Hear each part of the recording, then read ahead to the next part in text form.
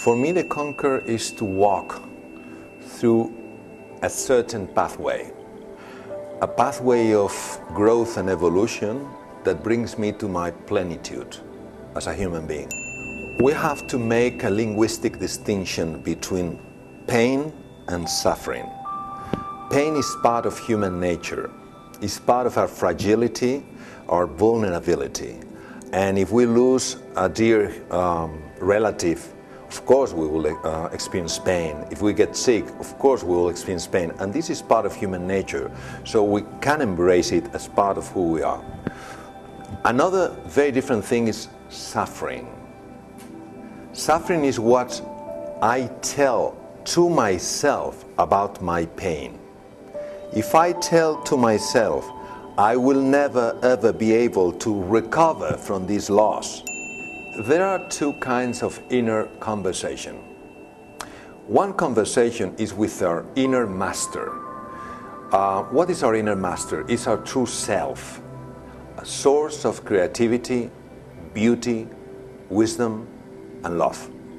And there is another kind of inner conversation, which is with our egoic mind, the mind which is controlled by ego. When we pay attention to our inner voice, the really deep inner voice, the voice of our inner master, then we know clearly what we have to do, and we are in the correct pathway. So we grow and evolve as human beings. But when we pay attention to the other voice, which is very disempowering, then we lose track. The voice of the inner master is very subtle. It's like a violin playing in an orchestra. The other voice is very noisy, so it's much easier to hear the other voice because it makes a lot of noise. How can we get in touch with our inner master? Through reflection, through inner quietness, and creating an emotional bond with another human being. Because at the very moment in which we create an emotional bond with another human being, the voice of the inner master starts to be heard. The effort is the training that we need to quiet that noisy mind, which is creating so many disturbing thoughts, and to enter into that inner vacuum, that inner silence, which is probably the source of the most beautiful of noises. First of all, we have to be aware of something. The price that we have to pay in order to be free is eternal vigilance.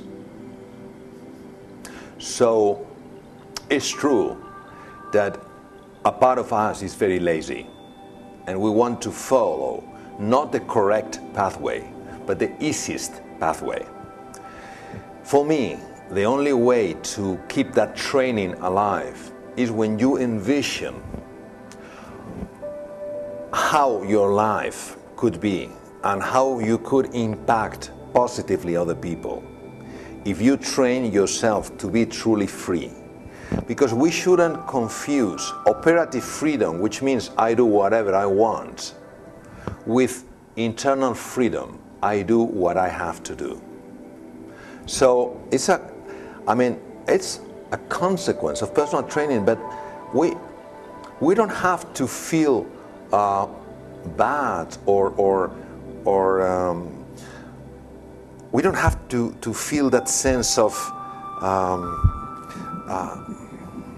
helplessness in our training, because we know if we want to learn a new language, we have to train.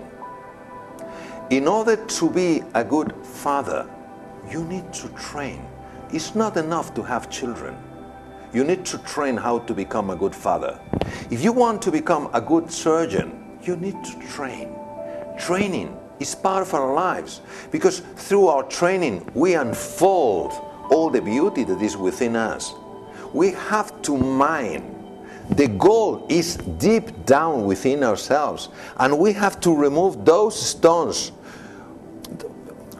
that are covering the gold And this is part of what life is. So we have to embrace it. And instead of thinking that we have to do something which is difficult, we can look at it as something which is inspiring. And then, little by little, we will feel more comfortable doing all those things until it becomes a part of us. Not because it's something that we have incorporated, because it was always within ourselves. It is because now it's expressed in a different way.